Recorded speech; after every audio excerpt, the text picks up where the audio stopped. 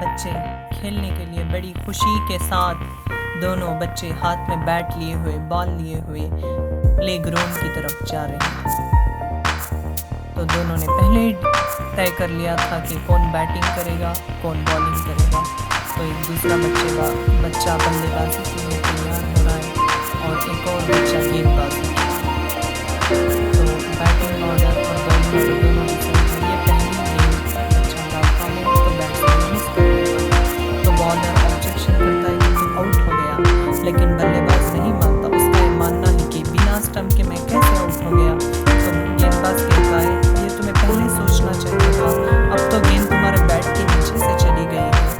تو اتنے میں دونوں جھگڑا کرنے لگتے ہیں آپس میں، تو ان کا جھگڑا ہونے کے بعد دونوں ایک نتیجے پر پہنچتے ہیں، چلو ہم دونوں جھاڑیوں کا اٹھا کر اسے اسٹمپ بنا لیتے ہیں۔ تو وہ جھاڑیوں کی طرف آگے بڑھتے ہیں، آگے جا رہے ہیں، پھر جانے کے بعد وہ وہاں سے سامنے ان کو اچھا جھاڑ دکھائی دیتا ہے، تو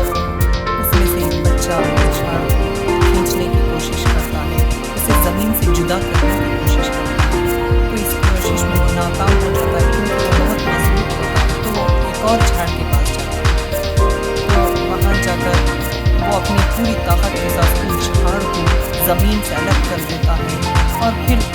بلے باز کو پسند نہیں آیا کہ یہ اسٹمپ کچھ زیادہ ڈھیلا لگ رہا ہے، ہم دوسرا اٹھا لیں گے، تو بڑی بے رحمی کے ساتھ وہ پھینک دیتے ہیں۔ تو وہ آگے جاتے ہیں تو وہ بڑی جھاڑ کی طرف دیکھتے ہیں، اس کے تنے بھی بہت موٹے موٹے نظر آتے ہیں، تو وہ لوگ ڈیسائیڈ کر لیتے ہیں ہم توڑ لیں گے۔ اتنے میں سے ایک لڑکا ایک پودا ہاتھ میں لیے ہوئے اس کے ساتھ پانی لیتے ہوئے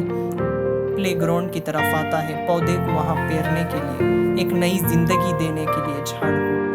تو سامنے وہ دو جو بچے جھاڑ توڑ رہے تھے، وہ اتنے میں سے ایک بچہ بولتا ہے وہ دیکھو سامنے ایک بھیا آئے ہوئے پودا لے کر، چلو دیکھتے ہیں وہ کیا کر رہے ہیں۔ تو یہ لڑکا اپنی لکڑی کے ذریعے سے گڈھا بناتا ہے پودا کو وہاں پیرنے کے لیے، اچھی طریقے سے وہ کھود دیتے ہیں، پھر وہ وہاں سے ایک پانی کا بوتل اٹھاتے ہیں، اس میں سے پانی مٹی میں ڈالتے ہیں تاکہ مٹی گیلی ہو جائے۔ پھر وہ دونوں بچے بڑے غور سے دیکھتے ہیں کہ یہ کیا کر رہے ہیں۔ پھر جب وہ پوچھتے ہیں دیکھ رہے ہیں تو وہ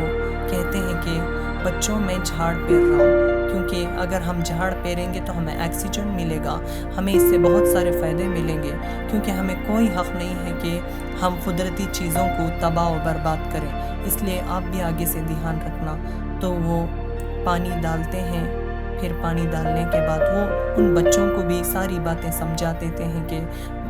جھاڑ پیرنا اچھی بات ہوتی ہے، اس سے ہمیں بہت سارے فائدے ملتے ہیں، لو تم بھی اس نیک کام میں شامل ہو جاؤ۔ تو وہ بچوں کو عقل آ جاتی ہے کہ سمجھ آ جاتی ہے، پھر دونوں بچے اس پودوں کو پانی ڈالتے ہیں اور وہ عہد کر لیتے ہیں کہ ہم آگے سے کوئی جھاڑ نہیں توڑیں گے۔ تو پھر لڑکا واپس آتا ہے، کسی غصے میں آتا ہے، پھر انجان میں سے اس کا پیر اس معصوم سے چھوٹے سے پودے کے اوپر پڑ جاتا ہے اور وہ پودا وہیں مر جاتا ہے اور وہ آگے جا کر گر جاتا ہے۔ تو اس سے ہمیں یہ معلوم ہوتا ہے جیسا کرو گے ویسا بھرو گے، اگر تم قدرت کو نقصان پہنچا گے تو قدرت بھی تمہیں نقصان پہنچائے گا، اگر تم قدرت کو دیکھو گے وہ تم قدرتی چیزوں کے ساتھ اچھا سلوک کرو گے تو قدرت بھی تمہارے ساتھ وہی اچھا سلوک کرے گا اور بدلے میں تمہیں فائدے ملیں گے۔ اس لیے ہمیں کوئی حق نہیں ہے قدرتی چیزوں کو نقصان پہنچانے کا۔ آگے سے یہ بات دھیان رہی، یہ مورل ہے۔